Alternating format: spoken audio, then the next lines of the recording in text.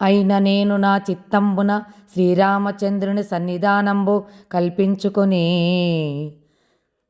ఈ విధంగా ఉన్నటువంటి నేను నా చిత్తములో శ్రీరామచంద్రుణ్ణి నిలుపుకొని ఇలా చెప్తున్నాడు ఈ యొక్క పోతనామాత్యుల వారు. హారికి నందగోకుల విహారికి చక్ర సమీర దైత్య సంహారికి భక్త దుఃఖ పరిహారికి గోపని తంబిని మనోహారికి దుష్ట సంపద పహారికి ఘోషకుటి పయోగృత హారికి బాలకగ్రహ మహాసుర దుర్వ నితాప్రహారికి.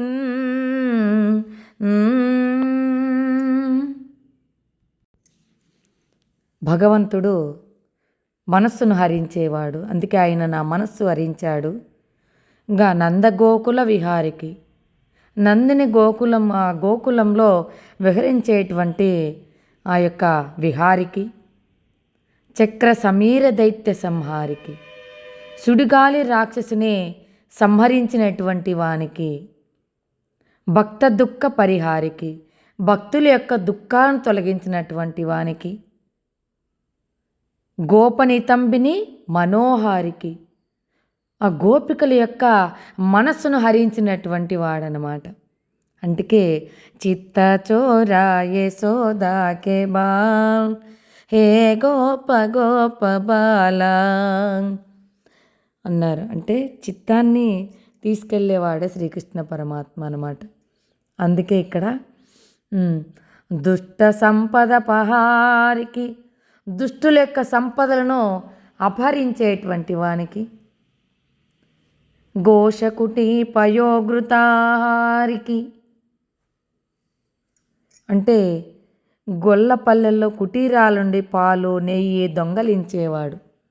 త్యాగం నేర్పడానికి పిసినారి వలె వాళ్ళు అలానే దాచుకుంటూ ఉంటే వాళ్ళలో త్యాగబుద్ధి నేర్పడానికి ఆ పాలు పెరుగు వాళ్ళందరికీ పంచి పుణ్యాన్ని వాళ్ళకి రావాలని అలా చేశాడనమాట.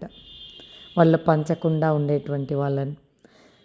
ఇంకా అదే బాలకగ్రహ మహాసుర దుర్వ నితాప్రహారికిన్, బాలక గ్రహం అనే రాక్షస స్త్రీలను సంహరించేవాడు. పిల్లలకి బాలగ్రహం అవుతుంటుంది కదా, అటువంటి ఆ రాక్షసులందరినీ సంహరించేటువంటి వాడు ఆ యొక్క శ్రీకృష్ణ పరమాత్మ అన్నమాట. అంటే వానికి నమస్కరిస్తున్న ఈ భాగవత కథను నేను నమస్కరించి ఈ యొక్క భాగవత కథను అన్ని పద్యాలు చేస్తూ ఈ భాగవత కథను రాయటానికి పూనుకున్నాను అంటూ పోతన గారు మనకి ఇలా సెలవిచ్చారు. శ్రీమాత్రే నమః.